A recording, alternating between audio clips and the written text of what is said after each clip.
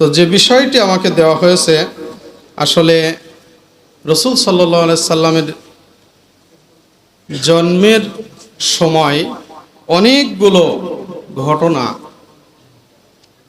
অলৌকিক কিছু ঘটনা ঘটেছে।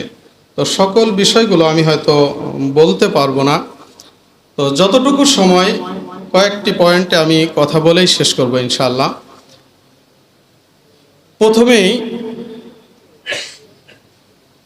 তিনি যখন জন্মগ্রহণ করেন, মায়ের গর্ভ থেকে যখন দুনিয়াতে ভূমিষ্ঠ হন, আমি আপনাদের কাছে প্রশ্ন করতে চাই, একটি সন্তান যখন দুনিয়াতে আসে মায়ের কষ্ট হয় কি হয় না? কতটা কষ্ট হয় এটা একটা মা ছাড়া আর কেউ জানে না। অথচ রসুল সাল্লাল্লাহু আলাইহি ওয়াসাল্লাম তিনি পৃথিবীতে জন্মগ্রহণ করলেন, তিনার মা তিনি কসম করে বলছেন, আমার চুল পরিমাণ কোনো কষ্ট আমি অনুভব করিনি। সুবহানাল্লাহ, চুল পরিমাণ কোনো কষ্ট অনুভব করিনি। এ সকল ব্যবস্থা করে দিয়েছেন কে? ওমা আরসালনাকা ইল্লা রাহমাতাল লিল আলামিন। এরপরে একটি সন্তান যখন দুনিয়াতে ভূমিষ্ঠ হয়, স্বাভাবিকভাবে আমরা দেখি এই সন্তানের গায়ে রক্ত থাকে, অনেক ময়লা থাকে, দুর্গন্ধ থাকে। অথচ রসুল সাল্লাল্লাহু আলাইহি ওয়াসাল্লাম যখন পৃথিবীতে আসলেন, আল্লাহ তাআলা জান্নাতের পানি দিয়ে মায়ের গর্ভ থেকেই তাকে গোসল করে জান্নাতের সুগন্ধি দিয়ে পৃথিবীর ময়দানে পাঠালেন। সুবহানাল্লাহ, কোন রকম কোনো দুর্গন্ধ নয়। সে সময় অনেক মানুষ জিজ্ঞাসা করেছে যে এই যে সুঘ্রাণটা পাওয়া যাচ্ছে, যে সুঘ্রাণটা মক্কার কোনো দোকানে কিনতে পাওয়া যায় না, স্বাভাবিক কোনো দোকানে কোনো জায়গায় এটা পাওয়া যায় না, আসলে এই ব্যবস্থাটাও করে দিয়েছেন সুবহানাল্লাহ। এরপরে 2 নম্বরে 3 নম্বরে মানুষ যখন দুনিয়াতে আসছে, মায়ের গর্ভ থেকে আসার সময় এই যে নাভির সাথে মায়ের যে একটি কানেকশন, একটি নাড়ি যেটা থাকে আমাদের সকলেরই, বাইরে আসার পরে কিন্তু এটা বেলেট দিয়ে কাটতে হয়। অথচ আল্লাহ তাআলা বিশ্বনবী মুহাম্মদুর রাসূলুল্লাহ সাল্লাল্লাহু আলাইহি ওয়াসাল্লামকে মায়ের গর্ভ থেকেই এই নাড়িটা কেটে একেবারে ক্লিয়ার করে দুনিয়াতে প্রেরণ করলেন। সুবহানাল্লাহ। এরপরে 4 নম্বরে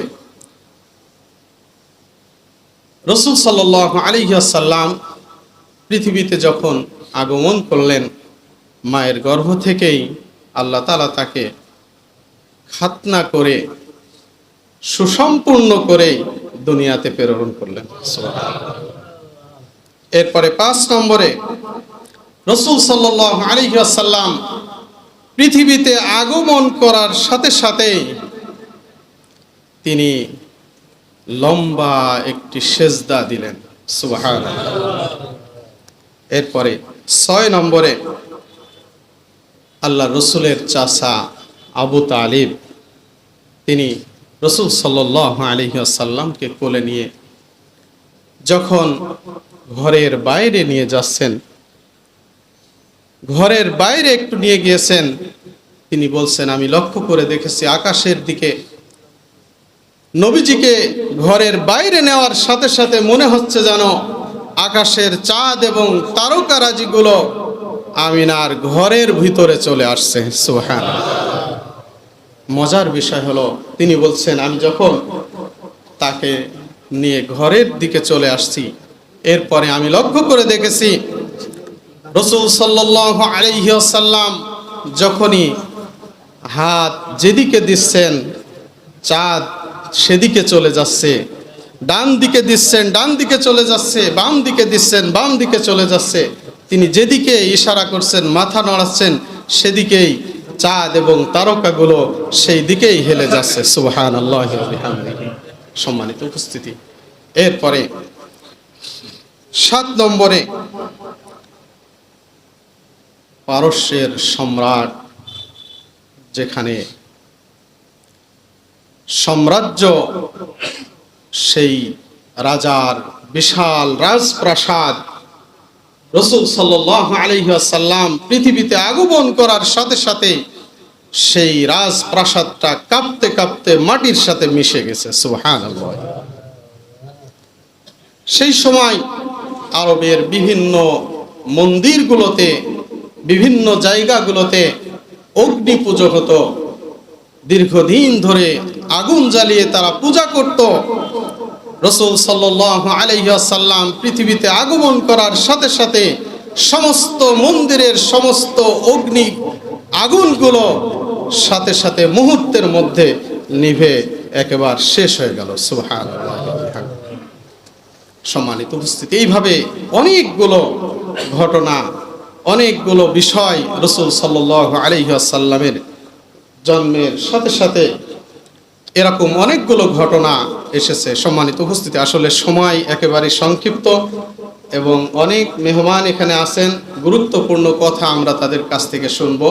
তো রাসূলের শুধু জীবনী শোনার মধ্যেই আমরা সীমাবদ্ধ নয়, সাথে সাথে রাসূল সাল্লাল্লাহু আলাইহি ওয়াসাল্লামের জীবনী শুনবো, সাথে সাথে নিজেদেরকেও রাসূলের জীবনী বাস্তবায়ন করার জন্য পৃথিবীর মধ্যে, দুনিয়ার মধ্যে, সমাজের মধ্যে যা যা প্রয়োজন রাসূল সাল্লাল্লাহু আলাইহি ওয়াসাল্লাম তিনি যেমনি ভাবে আল্লাহ তাআলার আইনকে বাস্তবায়ন করার জন্য যেভাবে চেষ্টা করেছেন, আমরাও সেভাবে রাসূলের আদর্শটাকে বাস্তবায়ন, আল্লাহর আইনটাকে বাস্তবায়ন করার কাজে আমাদের নিজেদের জীবনটাকে, জীবনের শেষ সময়টুকু পর্যন্ত আমরা চেষ্টা করে যাব। সকলের সুস্বাস্থ্য, দীর্ঘায়ু কামনা করেই আমার জন্য দোয়া আছে, আপনাদের জন্য দোয়া করে আমি আমার সংক্ষিপ্ত কথা এখানে শেষ করছি। ওয়া আখিরু দাওয়ানা আনিল হামদুলিল্লাহি রাব্বিল আলামিন। আসসালামু আলাইকুম ওয়া রাহমাতুল্লাহি ওয়া বারাকাতুহু।